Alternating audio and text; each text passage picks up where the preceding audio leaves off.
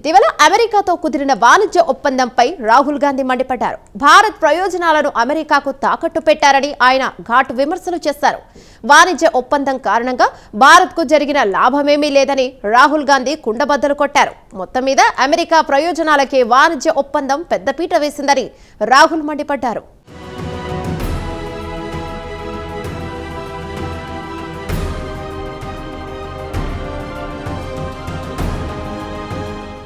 Bharat, America మధ్య ఇటీవల కుదిరిన వాణిజ్య ఒప్పందంపై రాహుల్ గాంధీ మరోసారి నిప్పులు చెరిగారు.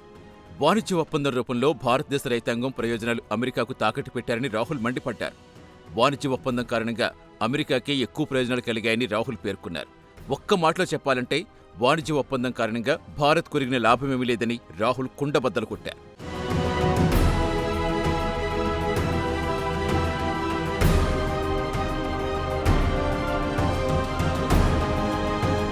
కాగా తన ప్రసంగంలో వాణిజ్య ఒప్పందంతో పాటు అనేక కీలక అంశాలు ప్రస్తావించారు. ప్రధానంగా ఆర్టిఫిషియల్ ఇంటెలిజెన్స్ అంశం ప్రస్తావించారు. ఆర్టిఫిషియల్ ఇంటెలిజెన్స్ కారణంగా భారతీయ ఐటీ కంపెనీలు విపరీతంగా నష్టపోయే ప్రమాదం ఉందని ఆందోళన వ్యక్తం చేశారు. అలాగే సాఫ్ట్వేర్ ఉద్యోగాలకు పెను ప్రమాదం పొంచి ఉందన్నారు. కాగా భారత్లో అత్యంత ప్రతిభావంతులైన యువత కొదవలేదన్నారు. భారత్లో ప్రతిభావంతులైన యువతను అడ్డం పెట్టుకుని అమెరికా బడాబడా వ్యాపారాలు చేస్తోందన్నారు.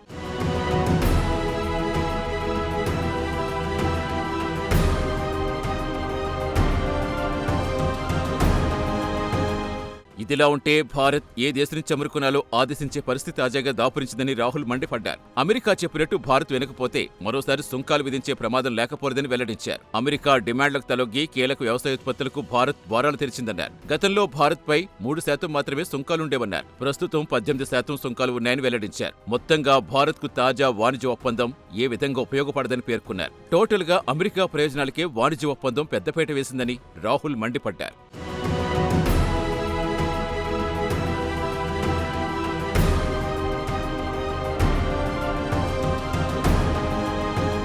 కాగా బడ్జెట్పై ప్రసంగం సందర్భంగా వివాదాస్పద ఎప్స్టీన్ ఫైల్స్ ను రాహుల్ ప్రస్తావించారు. కాగా రాహుల్ గాంధీ ఎప్స్టీన్ ఫైల్స్ ప్రస్తావన తీసుకురావడంపై స్పీకర్ స్థానంలోని జగదాంబికా పాల్ అభ్యంతరం వ్యక్తం చేశారు. ఆ తర్వాత రాహుల్ తన ప్రసంగం కొనసాగించారు. తన ప్రసంగంలో అదానీ, అనిల్ అంబానీ అలాగే హర్దీప్ సింగ్ పూరి పేర్లు కూడా రాహుల్ ప్రస్తావించారు. ఈ పేర్లు ప్రస్తావించడంపై రవిశంకర్ ప్రసాద్ తీవ్ర అభ్యంతరం వ్యక్తం చేశారు. అంతేకాదు పాయింట్ ఆఫ్ ఆర్డర్ లేవనెత్తారు. దీంతో రాహుల్ వ్యాఖ్యలు రికార్డ్స్ని తొలగించేందుకు సభాపతి స్థానంలోని జగదాంబికా పాల్ ఆదేశాలు జారీ చేశారు.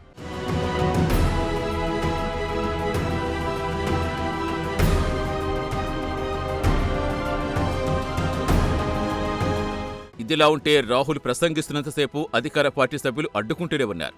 రాహుల్ ప్రసంగంపై తీవ్ర అభ్యంతరాలు వ్యక్తం చేస్తూనే ఉన్నారు.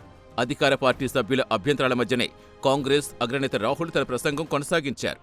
వాణిజ్య ఒప్పందంపై తాను చెప్పదలుచుకుంది సభలో చెప్పేశారు.